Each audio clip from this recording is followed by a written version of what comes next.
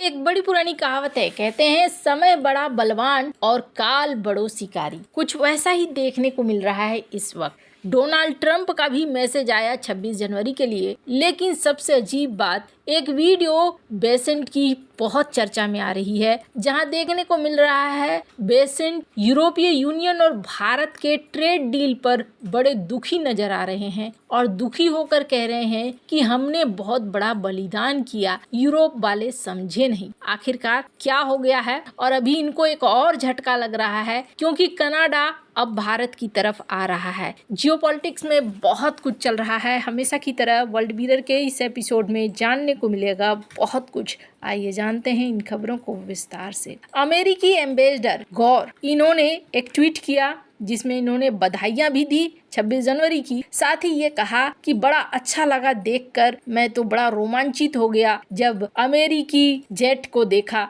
दरअसल अपाची भी उतारा गया था परेड में, इसी को देखकर ये कह रहे हैं। वहीं इससे पहले भी कुछ तस्वीरें इन्होंने अपाची के साथ शेयर की थी कि हमने भारत के साथ, हमारी पार्टनरशिप बहुत मजबूत चल रही है, देखो डिफेंस के हम इतने अच्छे समझौते कर रहे हैं। कुछ इन्होंने सैन्य टू सैन्य साझेदारी को भी दिखलाया था कि देखिए हमारे बड़े वरिष्ठ कमांडर आ रहे हैं, ग्रुप मीटिंग हो रही है। पर इसके अलावे डोनाल्ड ट्रंप की तरफ से भी एक मैसेज आया और इस मैसेज को अगर आप पढ़ेंगे तो आपको समझ में आएगा कि डोनाल्ड ट्रंप यहाँ पर ये दिखलाना चाह रहे हैं कि भारत के साथ हमारी बड़ी गहरी मित्रता है, साथ ही हम इस रिलेशन को अभी और आगे ले जाएंगे, ऊंचाई पर ले जाएंगे। भारत में अमेरिका की एम्बेसी ने इसे शेयर किया है, जिसमें भारत के लोगों को बधाइयां दी गई है और कहा गया है कि भारत और अमेरिका एक हिस्टोरिक बॉन्ड शेयर करता है, पुरानी और बड़ी डेमोक्रेसी का। खैर, वैसे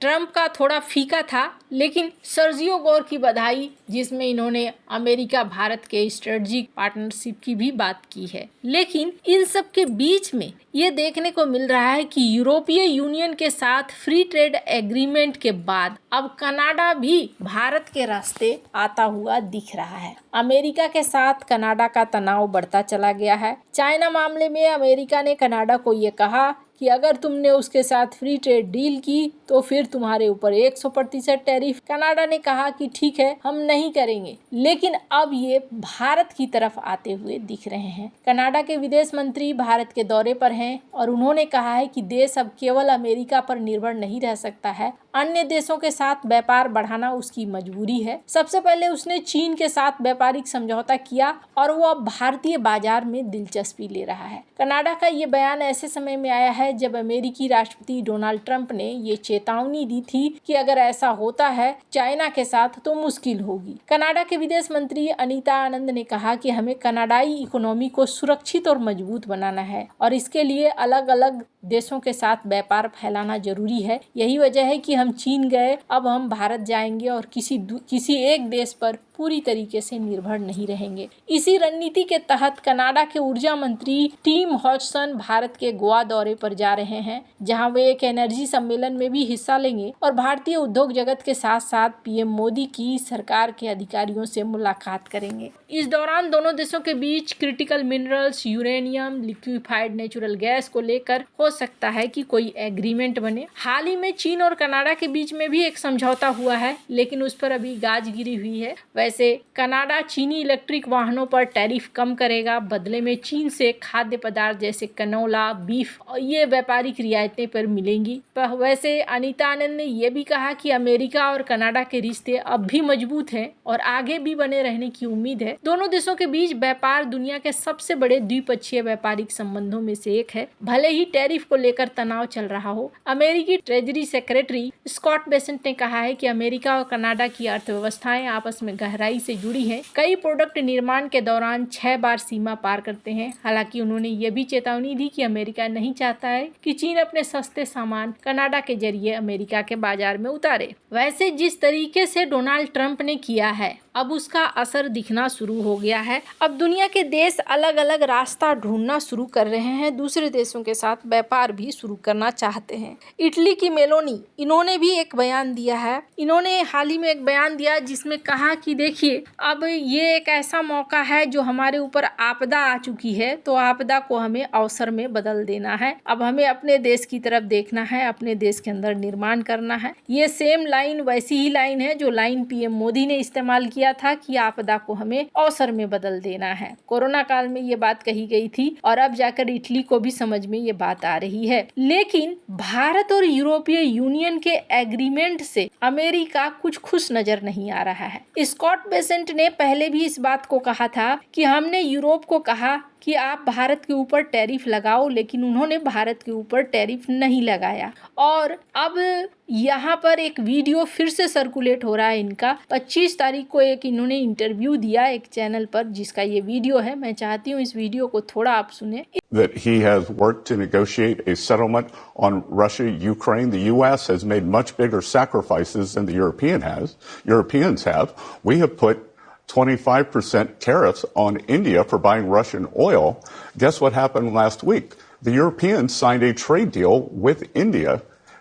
And just to be clear again, the Russian oil goes into India, the refined products come out, and the Europeans buy the refined products. They are financing the war against themselves. So President Trump's leadership, we will eventually end this Ukraine-Russia war. इस video में आपको tone बदले हुए नजर आएंगे Scott Bessent के, और Scott Bessent इस बार बड़ा नरम अंदाज में और एक तरीके से दुहाई देते हुए कहते नजर आ रहे हैं। क्या कह रहे हैं इस वीडियो में? इस वीडियो में ये कह रहे हैं कि हमने बड़ी कुर्बानी दी। अब ये कुर्बानी कैसे दी? इन्होंने कहा कि देखिए, अगले हफ्ते यूरोपीय यूनियन डील फाइनल कर रहा है भारत के साथ। हमने 25% टैरिफ लगा दिया, और यूरोपीय यूनियन ने इसलिए नहीं लगाया क्योंकि वो डील कर रहे थे, वो अब डील कर रहे हैं। कैसी कुर्बानी? कुर्बानी इनके कहने का अर्थ ये है कि हमने भारत जैसे बाजार में टैरिफ लगाकर अपनी दोस्ती, अपने रिलेशन, इन सारी चीजों को दाव लगाया। लेकिन यूरोप अपना फायदा उस समय भी देख रहा था जब रूस यूक्रेन युद्ध चल रहा था। भारत ने रूस से तेल खरीदा, फिर उसे रिफाइन किया और फाइनल प्रोडक्ट के रूप में यूरोप को बेचा, और यूरोप अपने ही युद्ध को फंडिंग कर रहा है, ये मानना है स्कॉट बेसेंट का। लेकिन यूरोप ने फिर से धोखा दिया और इन्होंने भारत के साथ जाकर एग्रीमेंट कर लिया। तो इन्होंने कुर्बानी ये दी कि भारत के साथ अपने रिश्ते खराब कर लिए रूस यूक्रेन मामले को लेकर। वैसे आपको बता दूं, रूस यूक्रेन मामला एक बहाना है। अमेरिका क्या चाहता था? अमेरिका चाहता था कि भारत के ऊपर यूरोप भी टैरिफ लगा दे। इससे क्या होगा? भारत से मैं जो बात मनवाना चाहता हूँ, कृषि और डेयरी का सेक्टर, वो भारत खोलने के लिए मजबूर हो जाएगा। जब सब अपने दरवाजे बंद कर लेंगे तो भारत को मानना पड़ेगा। लेकिन अमेरिका की ये चाल चली नहीं, और इसके नहीं चलने के पीछे कारण भी है। कारण ये है, मैंने उस समय भी कहा था कि डोनाल्ड ट्रंप जो करना चाह रहे हैं वो होगा नहीं, क्योंकि उन्होंने एक बड़ी गलती कर दी है। और गलती ये है कि एक साथ एक ही डंडे से उन्होंने दोस्त दुश्मन सभी को हाँकना शुरू कर दिया है। यूरोप इस बात को समझ गया डोनाल्ड ट्रंप के एक्शन से कि हम भी मेन्यू में हैं, इससे बेहतर है कि हम अलग अलग देशों के साथ समझौता करें, नहीं तो कल हमें अपने ऊपर आश्रित करके अमेरिका और भी मनमाने काम करवाएगा। अब यूरोपीय यूनियन के बाद कनाडा को भी ये बात समझ में आ गई है। कुछ समय की बात है, आप देखना, ये व्यापार एक बहुत बड़ी मुसीबत लेकर आ रहा है अमेरिका के लिए ही। जल्दी ही अमेरिका को सारे देशों के साथ अपने रिश्तों को ठीक करना होगा, वरना अमेरिकी जनता खुद महंगे महंगे सामान खरीद कर परेशान हो जाएगी। आपको क्या लगता है, भारत का धीरज क्या सही में काम कर रहा है या नहीं काम कर रहा है? कमेंट कर अपनी राय जरूर बताएं। जल्द मिलते हैं अगले वीडियो में नई खबर के साथ।